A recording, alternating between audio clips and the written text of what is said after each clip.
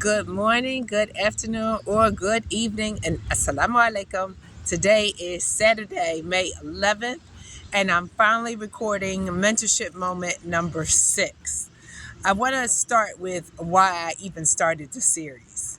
Our youth and our males are being affected by such gun violence in Philadelphia that I felt a need to do something about it. It's something on a larger scale, because of course I'm always going to do something as a mother of 2 sons, but how could I use that influence for more males in the city of Philadelphia? I'm a dead mother. I am absolutely a dead mother with boys, because I understand some of the challenges our male youth face. So this is the hard part of the story. This is the recording that I didn't want to do, that it took me a week to get my head together straight enough to do it, because this part of the story was difficult. I ain't gonna lie, it was hard. I was in a situation where I found out my son was a special needs child, and my other son had experienced religious discrimination in school. And being who I was, the fire starter I especially was back then, I was going to do something about it. I wasn't going to let that slide. So I filed a complaint with the EEOC, and that's the Equal Employment Opportunities Commission. They are in charge of different types of discrimination, but for some reason they didn't see religious discrimination. If I would have known then what I knew now, I would have went to CARE. CARE advocates for Islamic justice across the country, but they do have a chapter in Pennsylvania. But I just didn't know. I wasn't informed enough then, which is why I do these videos now, so I can talk about the lessons learned. So after I filed the complaint with EEOC, mysteriously, and we're going to get to the end result later, I was a victim of somebody filing a complaint against me to DHS. And we use the court systems to retaliate. We absolutely do.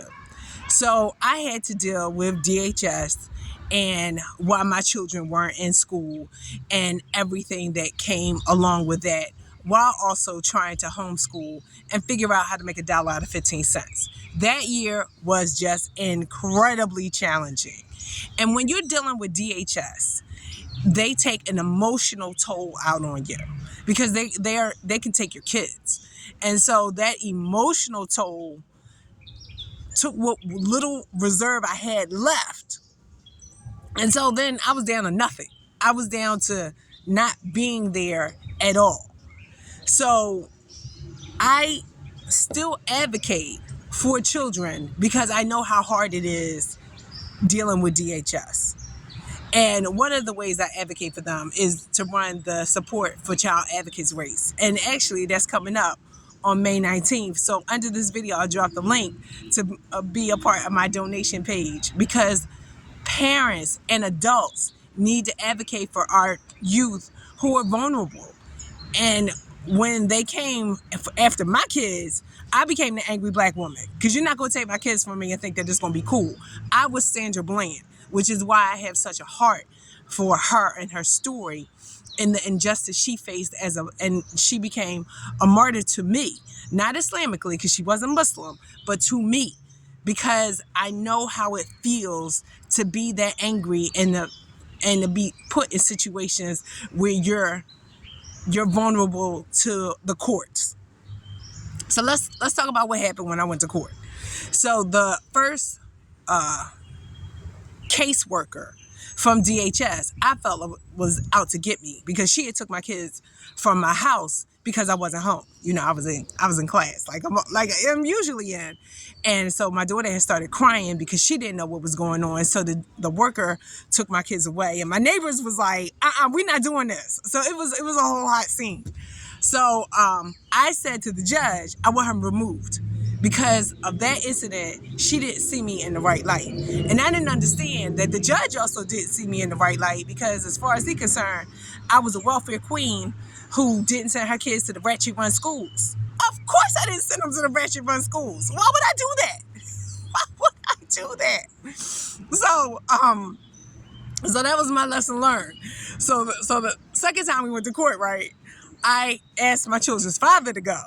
So he came to court with me, and then I had a new judge and I had a new caseworker, and it was a whole different experience. Then all of a sudden, I was a family mother concerned about the welfare of her children, and that's why I took my kids out of school. Absolutely, that was true. But it was just a difference in how they viewed me once I brought him. And that was a lesson learned. And I hope that I share that lesson with other mothers who were going through court. Get that man involved.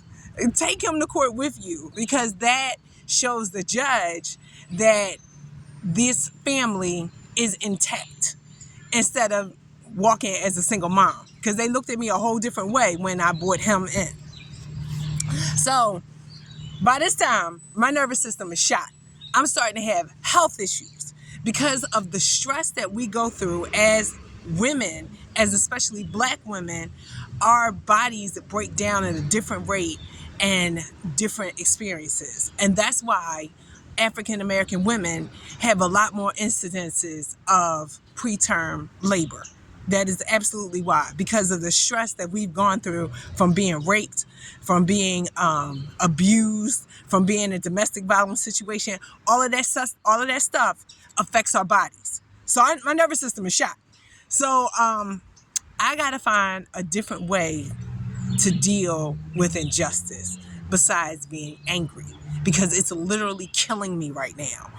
So luckily I had a friend who introduced me to yoga and helped me go through the meditation processes and prayer to deal with my anger management issues and have those healthy relationships. So the anger was coming out of unhealthy situations, unhealthy relationships. But, we can change them. We don't just have to be a victim to it. We got to express ourselves and say, I need more. You're not going to treat me like this, which I'm really good at doing. Really good at doing. But I have to do it in a more feminine way. So we're working on that. So I had to write notes to tell this story. So part of that bad news did have some good news involved. One of my clients decided to open up an auto repair shop just 2 blocks from my house. So he opened up the shop. I was helping him. Then he was having trouble getting an administrative assistant to sit at the front desk. So since it was close to my house, I said I would do it. So I did it, and he called me a secretary. So I wasn't used to being not seen as an equal. So this was hard for me, but I got over it because that's the job. I can't get mad at him for looking at me for the position that I'm in. So I had to make the best of that opportunity and understand that I now support men. So this is good. It's different, but it's good for me. So I'm working in an all-male shop. I'm the only woman in there, as usual, and they asked me to do everything. So I have to put my foot down and tell them what I will and will not do and what I need to be paid. So it was a good experience. I was there for maybe 6-7 months, and my son worked there and my daughter worked there as part of Philadelphia's Work Ready program, which of course gave him support, and he didn't have to pay for it. So it was a good experience because it started my children on their career paths as far as employment opportunities. So while I'm working at K.S. Murphy Auto Repair, I'm figuring out what my next career is going to be. So my first career was an IT professional. I worked in corporate America for, I think 14 years, something like that. Then I realized that wasn't the path for me because there's only so much I could go. They still have glass ceilings. So then I was a business owner, and that went well until I had to deal with the discrimination and the breaks down in communication styles in schools, and that still occurs. So it's not something I have forgotten, because now, I'm thinking about being a teacher. So, because that would give me the flexibility to be there for my children and also help with my student loan debt. So that was my idea of why I wanted to be a teacher. But what happened was I found out that I would have to go back to school to go to a college with a teacher accreditation program for 2 more years. No, I'm not doing that because I'm already $70,000 in student loan debt. So it would help with my student loan debt, but it would also put me on more debt, and I would have to commit 10 years of my life. Not doing it. I did get a teaching position. I got accepted as a teacher teaching at 2 different schools for computer science. So they would let me come in and teach while I went back to school and got my degree. And the salary was $42,000. $42,000 to be in charge of 30 kids. No, we're not doing that either because of the level of responsibility. So instead of doing that, I took my little job at Amazon and worked in the factory overnight, making $15 an hour. So $42,000 is $21 an hour, and $15 an hour is $15 an hour. But I don't have 30 kids to be in charge of, and I work in a factory, and I'm throwing boxes around. I can do that. So $21 an hour for all the responsibility doesn't make sense to me. And I didn't want to take care of other people's children while my own children were failing. So I didn't do that. I did not do that. And everybody thought I was crazy because I was working in my factory. But it was good. So while I worked in the factory, right, I was driving for Lyft. I was running a carpool. So I was making money on my carpool. And I was writing off the mileage. And so I was getting a tax return. So, you make it work. You just got to find ways to make it work. But I did eventually find a job teaching, making $25 an hour, 2 days a week, so I could take my son back and forth to school. So now I'm on page 3 of my notes. Let's think about that. So let's go back to these cases. I found out when my son was doing the research for his case, which was the special needs, that the religious school had called DHS on my children. See, instead of using the court system to fight the enemy, we're using the court system to fight each other. And we got to stop doing that. The courts will only get involved when we can't communicate.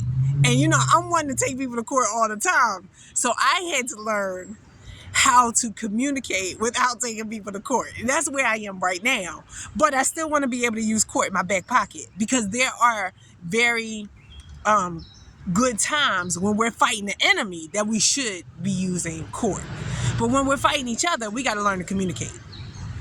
And I do believe that communication is the solution to poverty. So what's the lesson learned? The lesson learned out of this whole video is be an intact family when you go to court. They will look at you differently.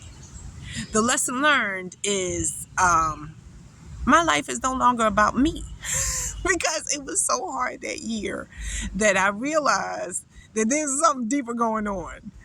And one of the people I admire, besides the Prophet Muhammad sallallahu alaihi wasallam, is Mahatma Gandhi. His real name is Mohandas, but we call him Mahatma in Sanskrit, which means great souled.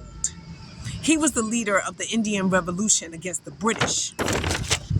And one of his most famous quotes is, the best way to find yourself is to lose yourself in the service of others. I was a very selfish child. And I didn't know I was selfish because I was the only child. So I just didn't know.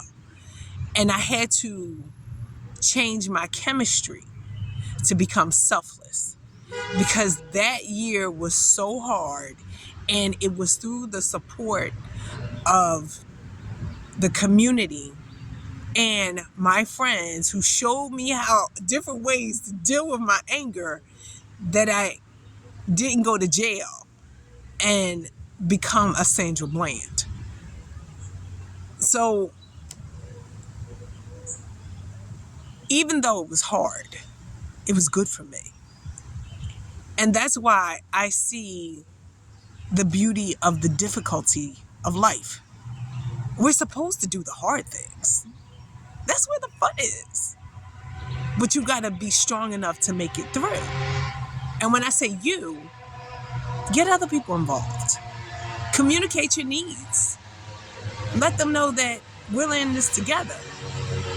And that's what I hope that this mentorship moment is about. I'm hoping that we show our males that we're going to advocate for them, that we're going to be there, and that we're going to learn how to communicate as a community instead of fighting each other. Because our enemy is not each other. Our enemy is some financial discrimination that we've experienced. And I have the pleasure of fighting it as an advocate. And that's why I do what I do. Assalamu alaikum, and thank you for joining me. Bye-bye.